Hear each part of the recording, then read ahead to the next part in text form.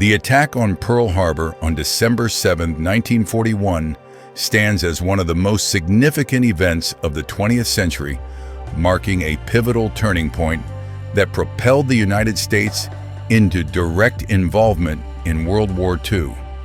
The Empire of Japan, driven by expansionist ambitions and facing a severe resource crisis, launched a surprise air raid on the primary U.S. naval base at Oahu, Hawaii. The attack inflicted heavy losses. Over 2,400 Americans were killed, 178 were wounded, 18 warships were sunk or damaged, and 188 aircraft were destroyed. President Franklin D. Roosevelt described it as a date which will live in infamy, and just one day later, the U.S. Congress declared war on Japan, ending decades of isolationist policy. This event was not merely a military strike, but a symbol of a global power shift. Prior to 1941, the United States focused on economic recovery from the Great Depression and avoided intervention in international conflicts.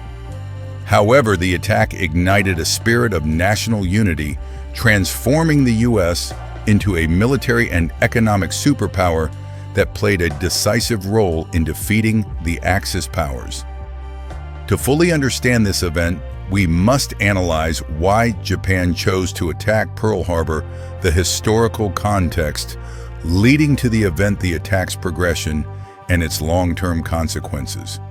The central question is, why did Japan undertake this bold gamble, and what strategic miscalculations led to their catastrophic defeat? This essay will explore the historical, strategic, and consequential factors to illuminate the event's significance in shaping the modern world. Number 1. Historical context before the attack. Lend-Lease 1:8. Japan's imperial ambitions. Japan entered the 20th century with ambitions to become a dominant empire in Asia, fueled by the Meiji Restoration of 1868, which transformed the nation from a feudal society into a modern industrialized state. Within decades, Japan built a formidable army and navy, drawing on Western models to pursue an expansionist policy. The fear of colonization, as experienced by many Asian nations, coupled with the need for economic security, shaped Japan's ambitions. However, the country severely lacked natural resources such as oil, 94%, imported 80% from the U.S., coal, iron, steel, and rubber, essential elements for modern warfare.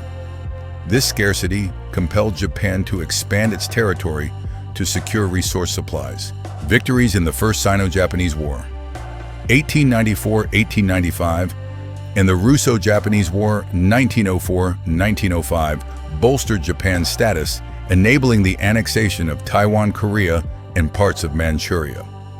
By the 1930s, Japan proclaimed the establishment of the Greater East Asia Co-Prosperity Sphere, a slogan masking imperialist intentions to exploit resources from Asian colonies. These ambitions led to conflicts with Western powers, particularly the United States, which held economic and strategic interests in the Pacific. Japan's leadership, including Prime Minister Hideki Tojo and Admiral Isoroku Yamamoto, believed that war was the only way to ensure the empire's survival amid resource pressures and international isolation. Invasion of Manchuria and war with China. In 1931, Japan staged the Mukden Incident to justify invading Manchuria, a resource-rich region in northeast China, abundant in coal and iron. They established Manchukuo as a puppet state to extract resources for industrialization. This action was condemned by the League of Nations, prompting Japan's withdrawal from the organization in 1933, marking its initial diplomatic isolation. In 1937, Japan launched the Second Sino-Japanese War following the Marco Polo Bridge incident. Japanese forces swiftly captured Beijing, Shanghai, and Nanjing, but faced fierce resistance from the Chinese nationalist and communist armies. The Nanjing Massacre, 1937-1938, was one of the most brutal episodes, with an estimated 300,000 civilians and prisoners killed, accompanied by widespread rape and looting. These atrocities sparked international outrage, tarnishing Japan's image as an Asian liberator. By 1939, the war had reached a stalemate. Japan controlled coastal areas, but could not conquer China's vast interior. The conflict consumed millions of soldiers and billions of yen, annually depleting Japan's resources and forcing it to seek new supplies in Southeast Asia, where oil and rubber-rich colonies were located. Sabi. U.S. isolationist policy. After World War I, the United States adopted an isolationist stance, avoiding involvement in international conflicts to focus on domestic issues. The Neutrality Acts, 1935 to 1939, prohibited arms sales to belligerent nations and restricted military alliances. However, Japan's aggression in Asia and the outbreak of war in Europe in 1939 shifted American public opinion. President Franklin D. Roosevelt, a proponent of intervention, began supporting Britain and France through the 1939 amendment to the Neutrality Acts, allowing arms sales on a cash-and-carry basis. By 1940, the Lend-Lease program provided weapons and supplies to Britain, China, and later the Soviet Union without immediate payment. In 1940, the U.S. relocated its Pacific Fleet from San Diego to Pearl Harbor to deter Japan. American opinion gradually shifted from isolationism to support for intervention, especially after France's fall to Nazi Germany. However, the isolationist movement remained strong, with the America First Committee led by Charles Lindbergh arguing that the U.S. should avoid other people's wars. This delicate balance was shattered by the Pearl Harbor attack, leading to unprecedented national unity. Japan's resource needs and strategic choices. Resource crisis. Japan, a resource-poor island nation, relied heavily on imports.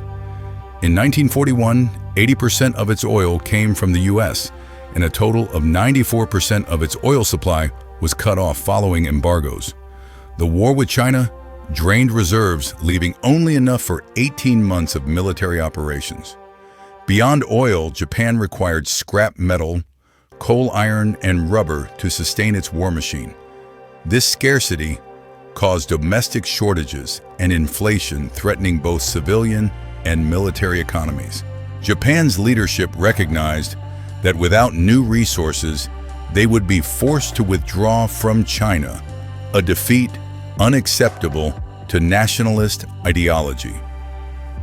Thus, seizing resource-rich colonies in Southeast Asia, such as British Malaya and the Dutch East Indies, became a top priority. Strategic choices. Japan faced two strategic paths: the Northern Strategy and the Southern Strategy. The Northern Strategy, backed by the Army, aimed to capture Siberia and Mongolia from the Soviet Union to secure oil and coal. However, a devastating defeat at the Battle of Khalkhin Gol in 1939 against the Soviet Red Army, resulting in thousands of deaths, ended this plan. The 1941 German-Soviet Non-Aggression Pact further complicated matters.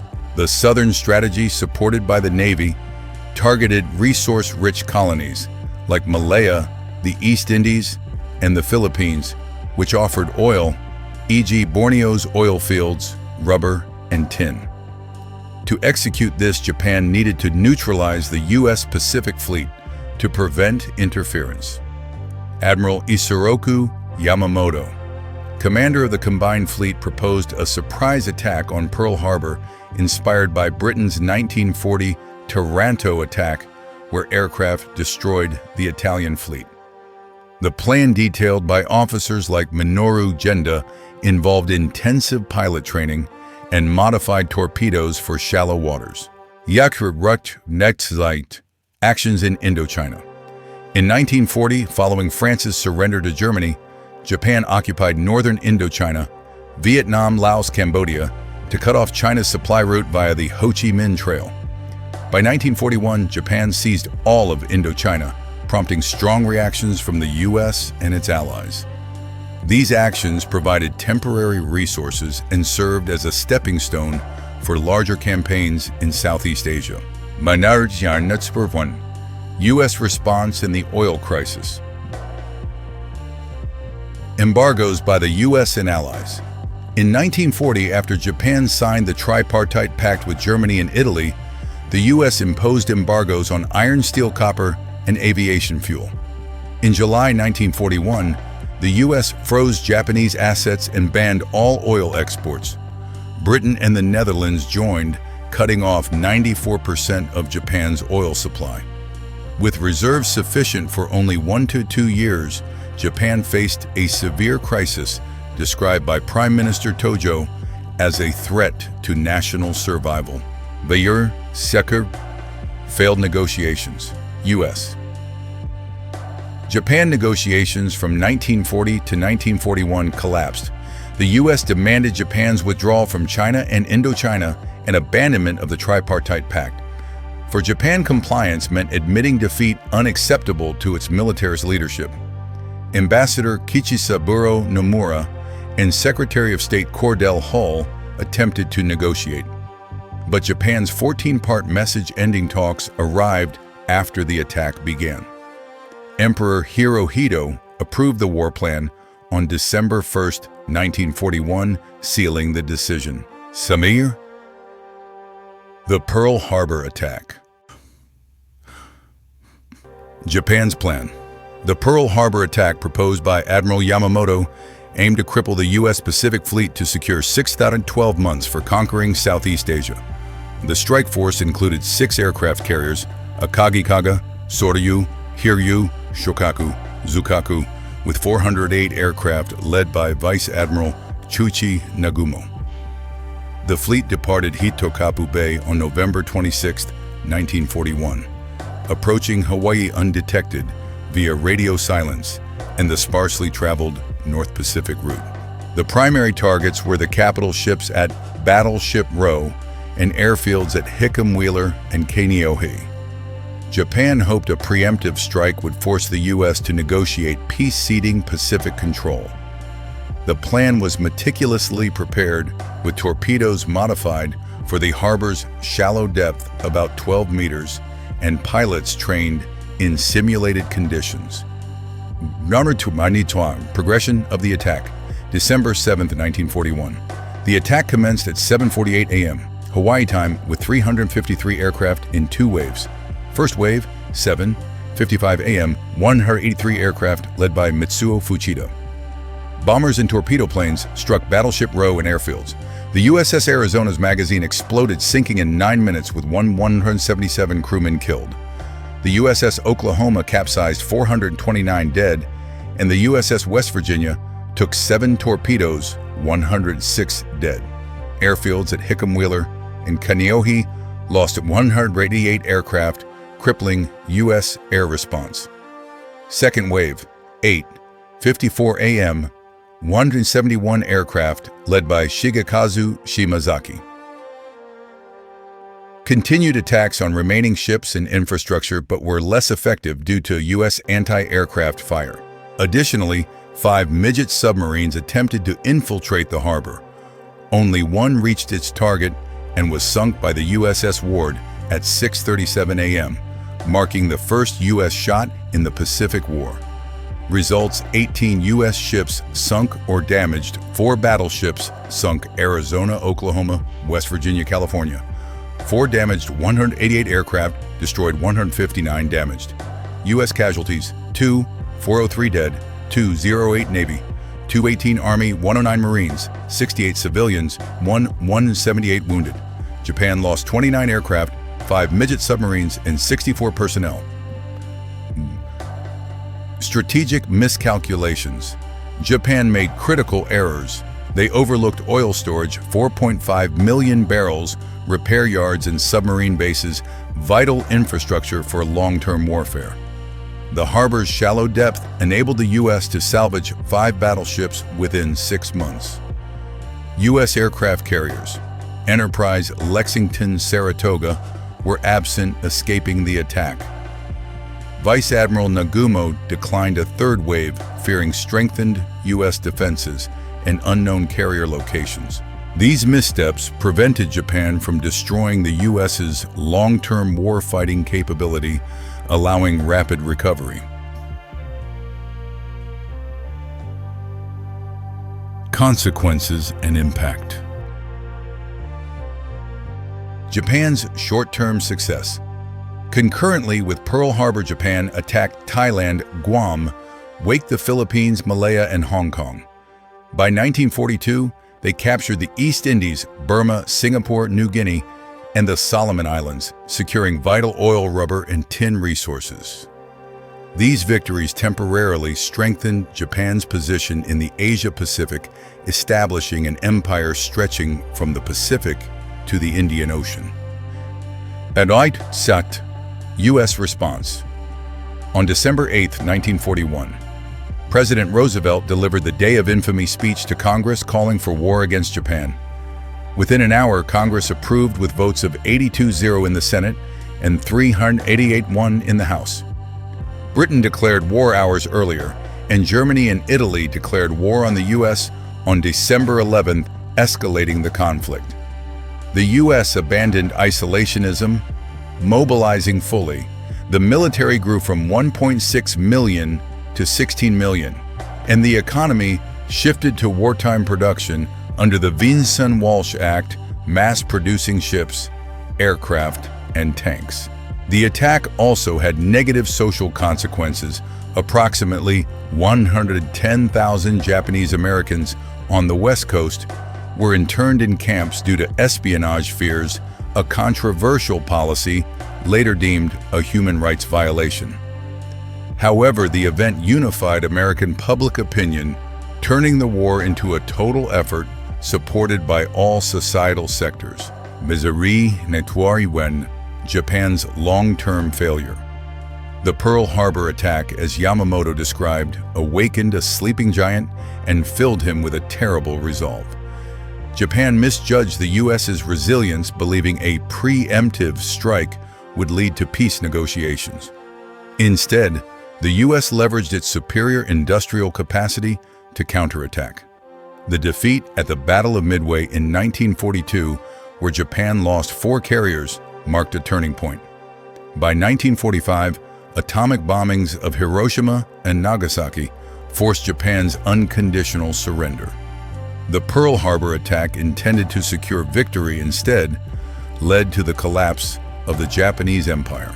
The Pearl Harbor attack on December 7, 1941, was a daring gamble by Japan to resolve its resource crisis and sustain its imperial ambitions. However, strategic miscalculations, such as overlooking aircraft carriers and infrastructure and underestimating U.S. resolve, turned the event into a turning point, leading to the Axis's defeat. Pearl Harbor not only drew the U.S. into World War II, but also shaped the post-war global order, with the U.S. emerging as a leading superpower. The historical lesson is clear: expansionist ambitions without sustainable foundations and confrontation with a stronger power can lead to catastrophic consequences. This event remains etched in memory as a pivotal moment not only in military history, but also in the development of the modern world.